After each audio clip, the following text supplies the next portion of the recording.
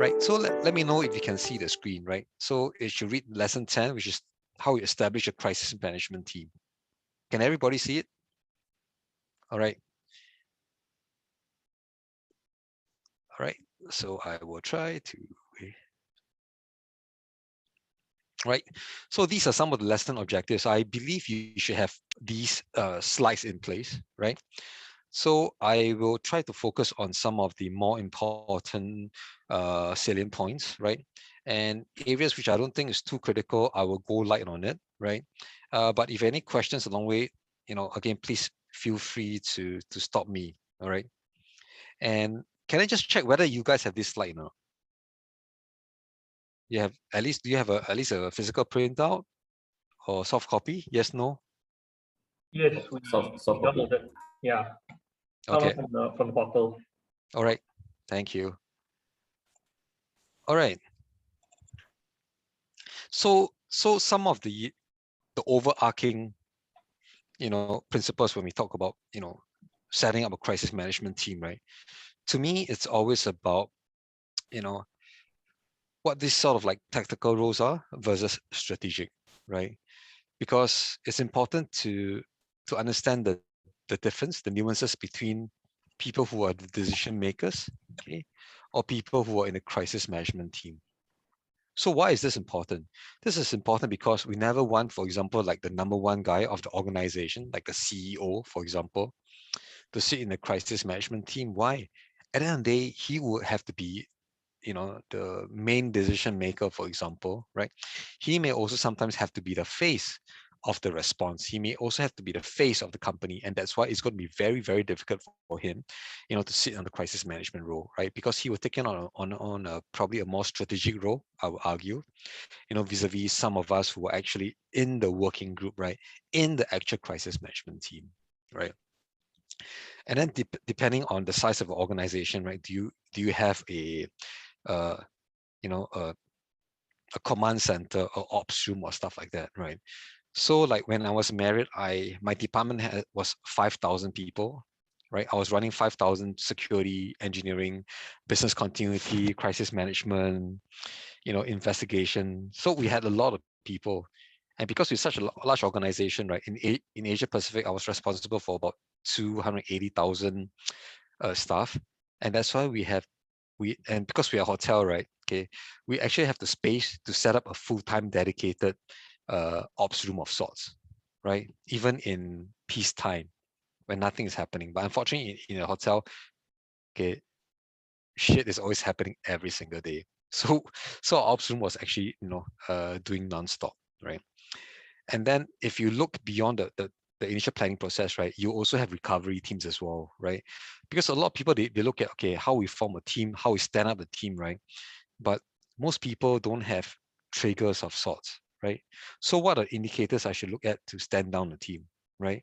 Obviously, I cannot stand down a team too early, because if I stand down a team too early, right, what if the crisis persists, right? When I stand on a team, everybody thinks it's game over, and they go home and so on and so forth. But to me, right, when you stand down a team, okay, that's when the real work begins, right? Because you're talking about recovery, right? So it's not just understanding what your RTO is, right? But more importantly, when a crisis is over, right, we need to think about mental resilience, right? Are we going to provide counseling services to some of the employees that were affected, so on and so forth. And obviously, if you look at the mode of operation, right? Okay, I'm sure a lot of you, have at least gone through SCF, for example, right, to understand the 5W and 1H, right? Who, what, when, where, why, and how, right? That's like, mission planning 101, right? We don't even have to talk about principal consideration, grouping and tasks, so on and so forth. But everything starts with the mission statement, right? What are we trying to accomplish, right? That's always the starting point, right? And then of course, when shit happens, right? So where is everybody going to congregate, right? To in essence run the crisis, right? Do you have a full-time dedicated room, right? Do you have one where half is set up, right? Or you essentially designate a meeting room, and when the crisis hits, right, you just set it up, right? So obviously all this needs to be identified, beforehand and exercised before that, right? So at Mastercard, I'm actually in the process of building a fusion center. This will be our third fusion center globally, where we have, for example, 30 different analysts, right, from different department, not just corporate security sitting it, because we have different skill sets.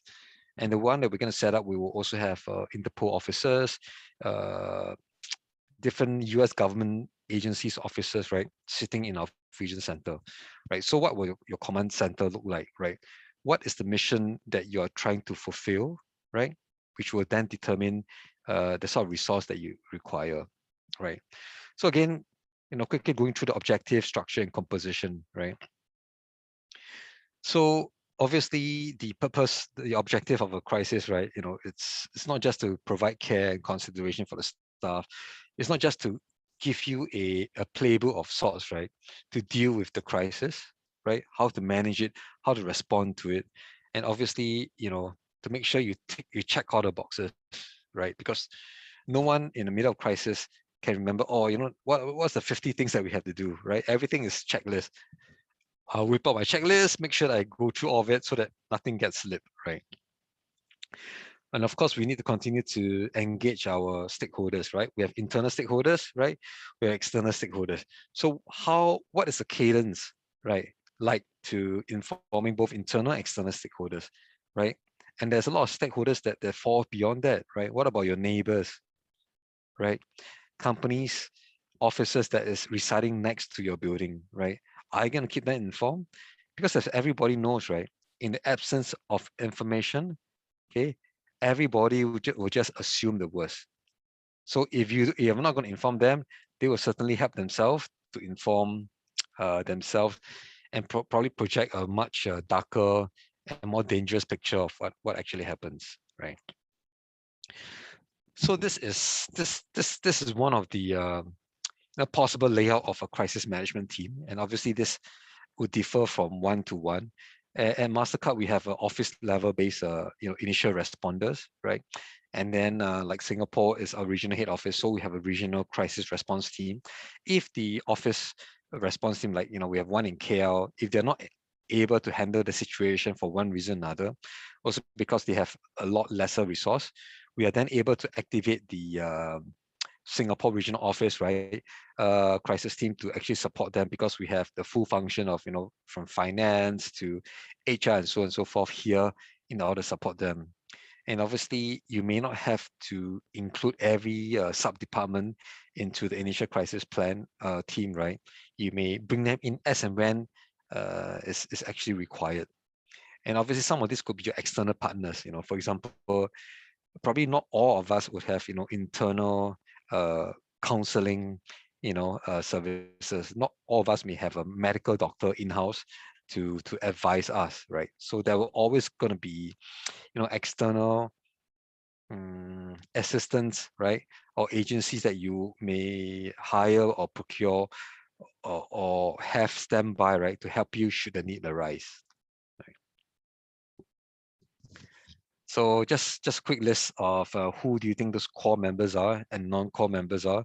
At the end of the day, this is just a guideline, because at the end, you know your organization better. And like Kenneth shared, if you're in a smaller organization, right, maybe guess what, you're wearing 3 hats, or maybe even 5, right?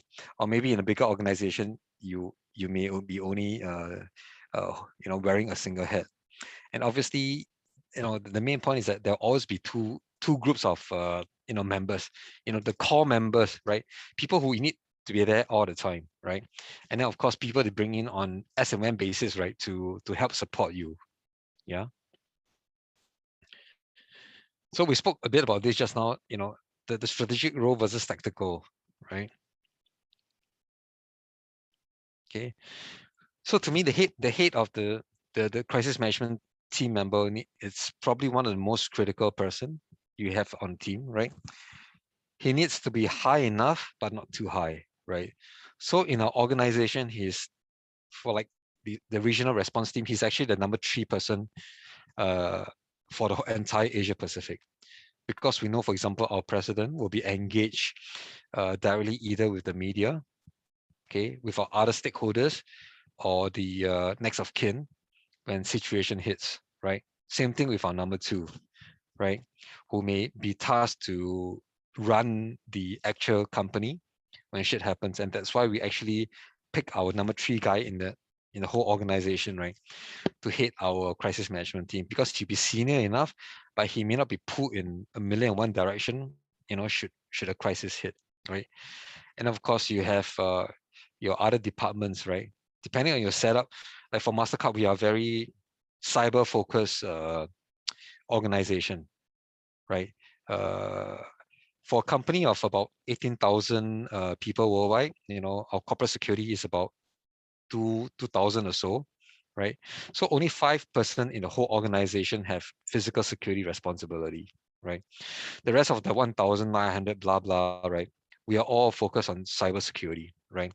So you need to tune your crisis response team to meet your business needs, right? So for us, we don't really own a lot of physical assets outside of US, right? So for example, we are in Bugis Dual Tower, so we have our landlord, right?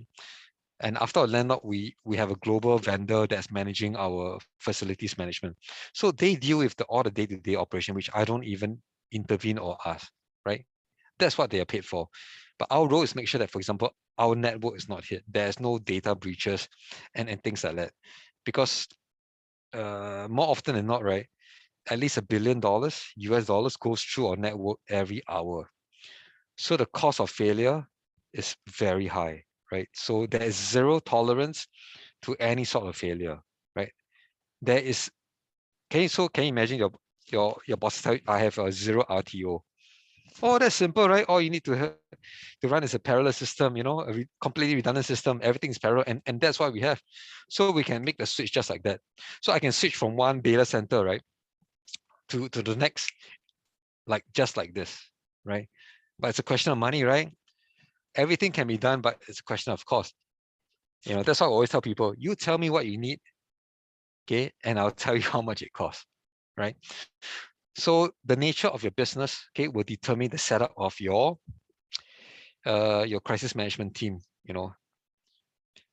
And as you can see, to me, right, and the second most important role in the crisis management team, besides the commander, is the crisis coordinator, right? So who is the one that's pulling everyone together, right? Who is the one that is sending out the meeting invites? Who is the one that is writing the minutes? Who's the one that's ordering food into the meeting room? Who's the one that's rearranging for clothes and so on and so forth, right? For the crisis management team, right, who have to stay behind, right? So make sure that this is also part of a crisis management team, right? Your crisis management coordinator or whatever you call it, right? Essentially the logistics person, okay? This person cannot be someone junior. You cannot assign a executive assistant or secretary to do this, right? This needs to be someone at the manager or director level, right? Because it's heavy responsibility to write minutes for a crisis, right? To send minutes, to send meeting invites and stuff like that out as well, right? So this is a differentiation between incident versus crisis management. Okay, some of you have different definition. Like at Mastercard, we have actually 3 different level, right? Okay, and as you can see, so does BCM, right? So what is an event? What is an incident? And what's a crisis, right? So event is quite frankly something that happens every day, right? Be it an internal, external event. The most important thing is that you already have a process in place, right? Okay, to deal with it. Like for us, like fraudulent card transaction, it happens every single day. It happens every single minute, right? So will I get involved to manage that? No. Okay, because there are dedicated teams with dedicated processes who train to handle the situation every single day, right? So that's a normal event. Okay. So when it escalates higher, okay, so what is an incident? Okay, so it's an occurrence, okay, by chance or due to combination of unforeseen circumstances. Okay, so for example, if there's fraudulent transaction, okay, and at that moment, guess what? Okay, maybe the power trip at your data